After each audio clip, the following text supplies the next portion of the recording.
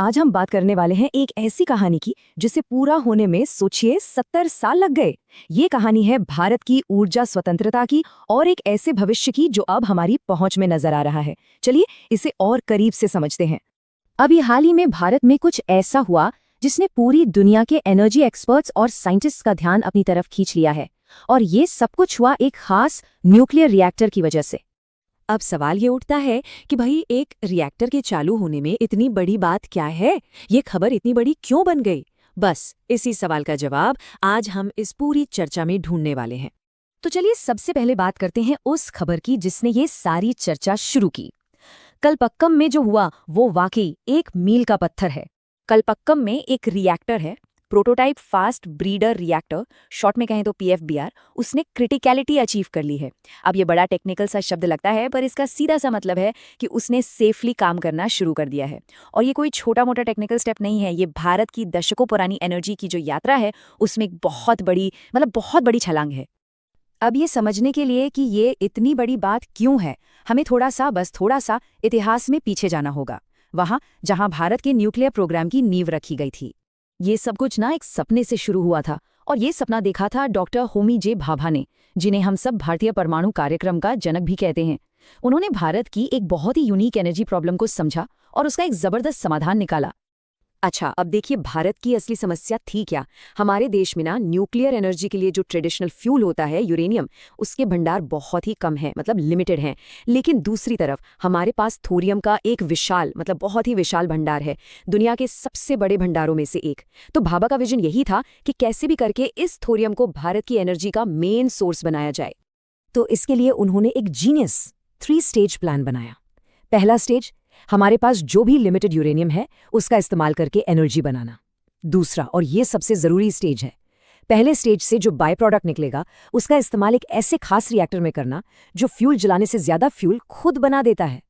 और फिर आता है तीसरा स्टेज, इस नए बने हुए फ्यूल का इस्तेमाल करके भारत के विशाल थोरियम भंडार से लगभग समझिए कभी न खत्म होने वाली एनर्जी हासिल करना।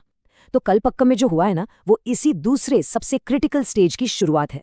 तो ये ब्रीडर टेक्नोलॉजी आखिर है क्या भला? कैसे ये एक फ्यूल बनाने वाली मशीन है? चलिए इसको एकदम आसान भाषा में समझते हैं। सिंपल डेफिनेशन तो ये है कि फास्ट ब्रीडर रिएक्टर एक ऐसा न्यूक्लियर रिएक्टर है जो जितना फ्यूल यूज करता है ना, उससे कहीं ज्यादा फ्यूल बना डालता है। हाँ, सुनने में ये थोड़ा अजीब लग सकता है, लेकिन सच कहूं तो ये साइंस का एक कमाल ही है। इसको ऐसे समझिए, सोचिए आपके पास एक जादुई अलाव है, आप उसमें जलाने के लिए एक लकड़ी डालते हैं और वो जलकर आपको गर्मी तो देती ही है, साथ में 2 नई लकड़ियां भी बना देती है ना कमाल? बस फास्ट ब्रीडर रिएक्टर एनर्जी के मामले में ठीक यही काम करता है। तो सबसे जरूरी बात जो याद रखने वाली है वो ये है कि यही ब्रीडर टेक्नोलॉजी भारत के उस 3 स्टेज प्रोग्राम में एक ब्रिज का काम करती है।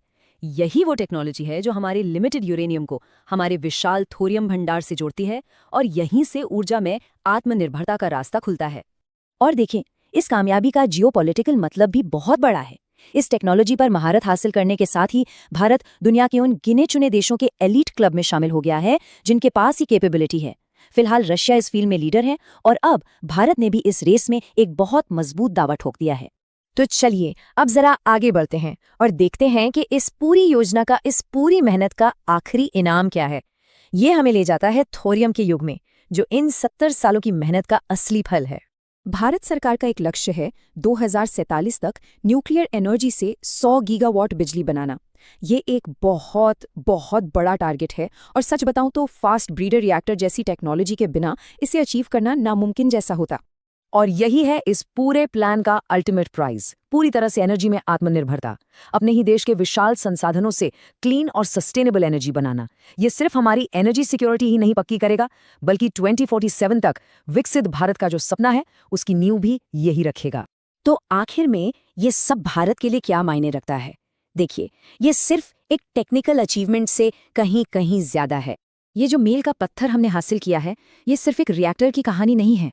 ये तो डॉक्टर भाभा के उस 70 साल पुराने सपने के सच होने का प्रतीक है, एक आत्मनिर्भर और ऊर्जा स्वतंत्र भारत का सपना। ये दशकों की मेहनत, जुनून और हमारे वैज्ञानिकों की प्रतिभा का फल है। और अब सबसे बड़ा सवाल, स्टेज 2 अब एक हकीकत है।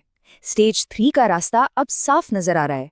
तो क्या क्या हम ये मान सकते हैं कि भारत आने वाली सदियों के लिए अपनी एनर्जी की सारी जरूरतों को पूरा करने की दहलीज पर खड़ा है? खैर, इसका जवाब तो वक्त ही देगा, लेकिन इतना तो तय है कि ये शुरुआत बहुत ही धमाकेदार हुई है।